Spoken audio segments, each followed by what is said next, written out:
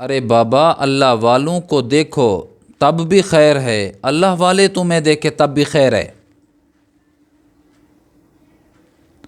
برکت ہی برکت ہے۔ اگر عقیدت کی نگاہ سے بندہ دیکھے نا تو بڑی تاثیر ہے اس میں۔ کتابوں میں ایک واقعہ لکھا ہے کہ ایک شخص جو حضرت بایزید بسطامی کے دور کا تھا، بظاہر وہ صالح آدمی نہیں تھا، دنیا دار آدمی تھا، یہ فوت ہو گیا۔ اب کسی نے اس کو خواب میں دیکھا اور حال حوال پوچھا کہ بتا بھائی تیرے ساتھ کیا معاملہ ہوا؟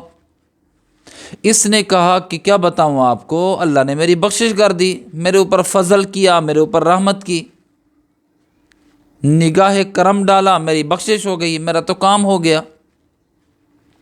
کیسے کام ہوا؟ اس نے پھر اپنی داستان سنائی خواب میں۔ کہنے لگا کہ جب میں اللہ کے حضور پہنچا تو اللہ پاک نے فرمایا تیرے نامہ اعمال میں کوئی نیکی نہیں ہے، گناہ ہی گناہ ہیں۔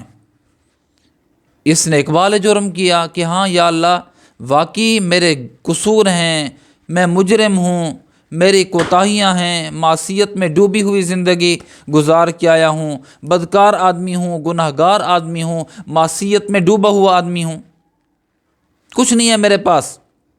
اللہ نے فرمایا ہاں تیرے نامہ اعمال میں گناہ ہی گناہ ہیں، البتہ ایک نیکی کھڑی ہے کونے میں، اور وہ نیکی اتنی مجھے پسند ہے کہ میں تیری بخشے کر رہا ہوں۔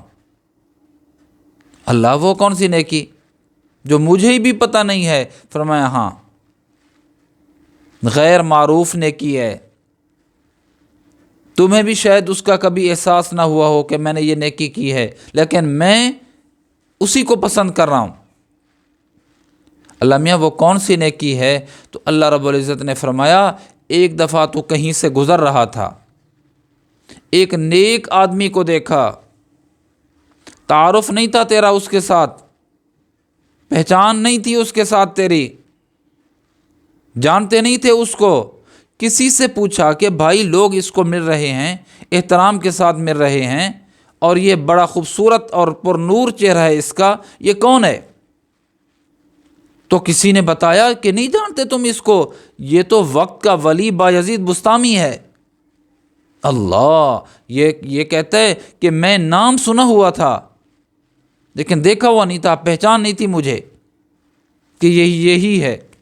اور جب میں نے سنا کہ یہ بایزید بسطامی ہیں، میں نے محبت بھری نگاہ اس پر ڈالی، عقیدت کی نگاہ اس پر ڈالی، اور یہ سوچ کر اس پر نگاہ ڈالی کہ یہ اللہ کا دوست ہے، اللہ کے دوست کو میں محبت کی نگاہ سے دیکھتا ہوں۔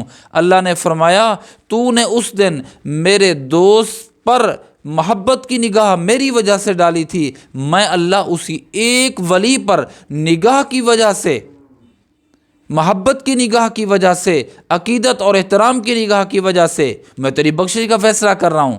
ایک نیک بندے کی طرف نگاہ، صالح آدمی کی طرف محبت کی نگاہ، اس وجہ سے کہ اس کو اللہ سے محبت ہے، اللہ نے کام ہی کر دیا اس کی بخشش کر دی میرے پیارے۔